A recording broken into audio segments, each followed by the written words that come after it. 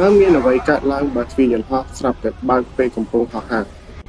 សូមសម័យគិតថាអ្នកកំពុងតែអង្គុយស្ដាប់តន្ត្រីយ៉ាងរំភើយនៅលើកម្ពស់រាប់ពាន់ម៉ែត្រលើអាកាសស្រាប់តែភ្លាមនោះសំឡេងទុះលាន់ឮយ៉ាងខ្លាំងដូចគ្រាប់បែកហើយទ្វារយន្តហោះនៅក្បែរអ្នកស្រាប់តែបើកចំហខ្យល់ដ៏ត្រជាក់ស្រូបបោកបក់ចូលមកយ៉ាងសាហាវរបស់របរក្រដាសសម្ភារៈហោះរប៉ាត់រប៉ាយពេញកាប៊ីនមនុស្សគ្រប់គ្នាចាប់ផ្ដើមស្រែកយំដោយភាពភ័យរន្ធត់តើនៅក្នុងស្ថានភាពបែបនេះមនុស្សនៅលើទ្វារនោះនឹងត្រូវបឺតចេញទៅក្រៅឬក៏យន្តហោះនឹងត្រូវធ្លាក់ភ្លាមថ្ងៃនេះ Channel ចំណេះដឹង3នាទីនឹងលាតត្រដាងពីការពិតដ៏ព្រឹងព្រួចនេះជូនបងប្អូនទាំងអស់គ្នាបឋមយើងត្រូវដឹងពីបាតុភូតមួយហៅថា explosive decompression ឬការបាត់បង់សម្ពាធភ្លាមនៅពេលហោះហើរខ្ពស់សម្ពាធខ្យល់នៅក្នុងយន្តហោះត្រូវបានរក្សាឲ្យណែនខ្លាំងដើម្បីឲ្យយើងដកដង្ហើមបានចំណែកឯសម្ពាធខ្យល់ខាងក្រៅគឺខ្សោយខ្លាំងណាស់ដូច្នេះបើស្រាប់តែទ្វារបើកភ្លាមវានឹងបង្កើតជាកម្លាំងបឺតដ៏មហិមាដោយម៉ាស៊ីនបូមទូលីខ្នាតយក្សអូសទាញអ្វីគ្រប់យ៉ាងដែលនៅជិតទ្វារបំផុតឲ្យហោះចេញទៅក្រៅបង្អួចអ្វីដែលរឹតតែគួរឲ្យខ្លាចនោះគឺសីតុណ្ហភាពខាងក្រៅ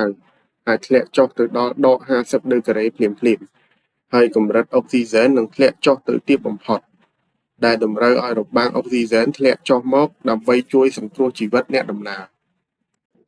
ប៉ុន្តែសំណាងល្អតាមបច្ចេកវិទ្យាទំនើបទោះបីជាយន្តហោះកំពុងហោះហើរខ្ពស់ក៏គ្មានមនុស្សណាមានកម្លាំងដៃអាចបើកទ្វារយន្តហោះបានដែរដោយសារតែសម្ពាធខ្យល់ខាងក្នុងរុញច្រានទ្វារនោះជាប់ណែនដូចជញ្ជាំងថ្មអញ្ចឹងទោះជាយ៉ាងណាក៏ដោយបងប្អូនប្រកាសជាធ្លាប់បានឃើញទស្សនភាពដ៏រន្ធត់បែបនេះនៅក្នុងភាពយន្ត Hollywood ល្បីៗជាមិនខាននៅក្នុងភាពយន្តសកម្មភាពដ៏ល្បីគឺរឿង Charlie Angel ដែលមានឈុតឆាកមួយដែលតួអង្គបានវាយតប់គ្នាហើយទ្វារយន្តហោះខ្នាតធំស្រាប់តែបើកទ្វារចំហនៅលើអាកាសបង្កើតជាកម្លាំងស្រូបយ៉ាងសាហាវរហូតដល់ស្រូបទាំងតួអង្គប៉ើងចេញទៅក្រៅបាត់ប៉ុន្តែនៅក្នុងជីវិតពិតព្រឹត្តិការណ៍បែបនេះវាមិនមែនកើតឡើងនៅតែក្នុងសាច់រឿងភាពយន្តទេគឺវាបានកើតឡើងពិតផ្អើលពិភពលោកនៅក្នុងប្រទេសកូរ៉េខាងត្បូងកាលពីខែឧសភាឆ្នាំ2023កន្លងនេះទៅនៅលើជើងហោះហើររបស់ក្រុមហ៊ុន Asiana Airlines បុរសម្នាក់អាយុ33ឆ្នាំបានកើតរោគចិត្តភ្លាមហើយស្ទុះទៅទាញបើកទ្វារអាសន្នខណៈពេលដែលយន្តហោះកំពុងត្រៀមចុះចតស្ថិតនៅលើកម្ពស់ប្រហែល250ម៉ែត្រពីដីខ្យល់បានបោកចូលមកយ៉ាងខ្លាំងធ្វើឲ្យអ្នកដំណើរច្រើនដកដង្ហើមមិនរួចនិងដួលសន្លប់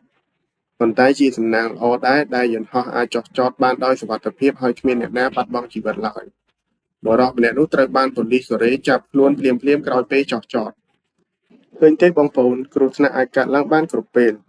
ប៉ុន្តែប្រព័ន្ធសុវត្ថិភាពយន្តហោះនិងវិន័យគឺជារឿងសំខាន់បំផុតតើបងប្អូនយល់យ៉ាងណាដែរចំពោះរឿងរ៉ាវមួយនេះបើចូលចិត្តវីដេអូកុំភ្លេចជួយចុច like និង subscribe Channel ចំណេះដឹង3នាទីម្នាក់មួយផងជួបគ្នានៅវីដេអូក្រោយសូមអរគុណ